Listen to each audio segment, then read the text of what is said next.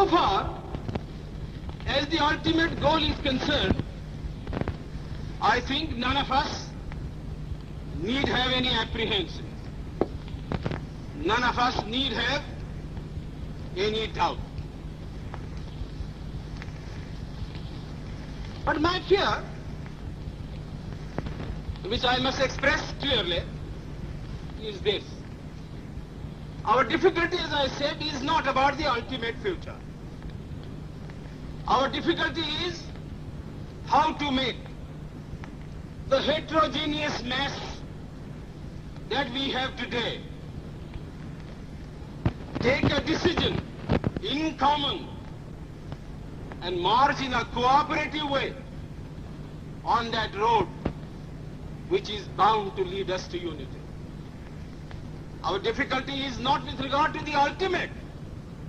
Our difficulty is with regard to the beginning.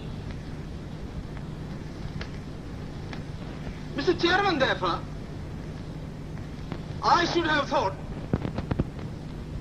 that in order to make a start,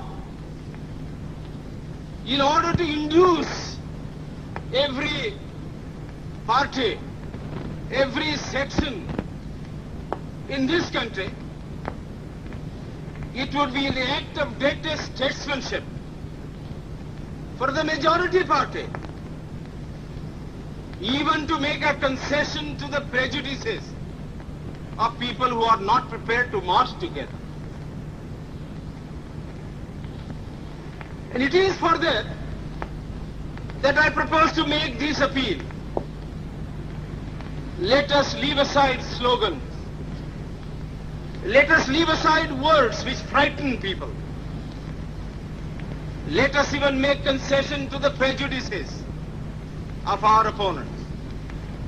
Bring them in so that they may willingly join with us on marching upon that road, which, as I said, if we walk long enough, must necessarily lead us to unity. And if I, therefore, from this place, support Dr. Jaikar's amendment, it is because I want all of us to realize that whether we are right or wrong,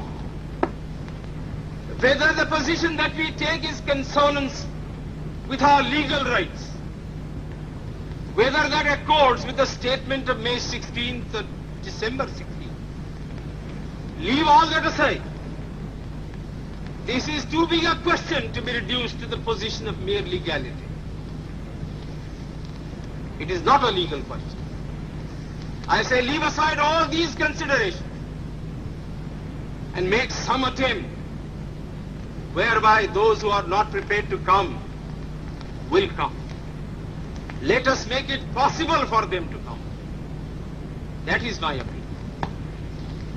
In the course of the debate that took place, there were two questions which were raised, which struck me so well that I took the trouble of taking them down on a note paper. The one question was, it was asked, I think, by my friend, the Prime Minister of Bihar, who spoke yesterday in this assembly.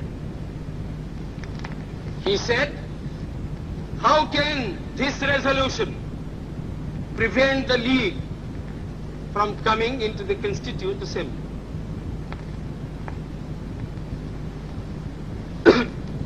Today, my friend Dr. Shyam Prasad Mukherjee asked another question. Is this resolution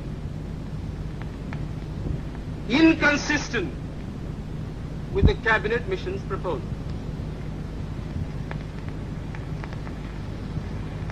Now, sir, I think they were very important questions. And they I think ought to be answered. And answered categorically. I do maintain that this resolution, whether it is intended to bring about the result or not, whether it is the result of cold calculation or whether it is a mere matter of accident, is bound to have the result of keeping the Muslim League out. And I'll substantiate what I said. Sir, I invite your attention to paragraph 3 in the resolution, which I think is very significant and very important. Paragraph 3 envisages the future constitution of India. I do not know what is the intention of the mover of the resolution, but I take it that it is a sort of, after this resolution is passed, it will act as a sort of a directive to the Constituent Assembly to frame the Constitution in terms of paragraph 3 of the resolution. What does paragraph 3 speak of? Paragraph 3 says that in this country there shall be two different sets of polity. One at the bottom, the autonomous provinces or the state, or such other areas as care to join the United India. These autonomous units will have full powers. They will have also residuary powers. At the top and over the provincial units, there will be a union government having certain subjects for legislation, for execution and for administration. So as I read this part of the resolution, I do not find any reference to the idea of grouping an intermediary structure between the union on the one hand and the provinces on the other. Now, reading this paragraph in the light of the cabinet mission's statement, or reading it even in the light of the resolution passed, having said that we do not want a strong center, and having accepted that there must be or should be an intermediate polity, a sub-federation between the union government and the provinces, I like to know why there is no reference in paragraph 3 to the idea of grouping. I quite understand that the Congress Party, the Muslim League and His Majesty's government is not ad idem on the interpretation of that particular idea about grouping. But I always thought, and I will be prepared to stand corrected if it's shown that I am wrong, that at least it was agreed by the Congress Party that if the provinces who are to be within the different groups consent to form a union or a sub-federation, the Congress would have no objection to that proposal.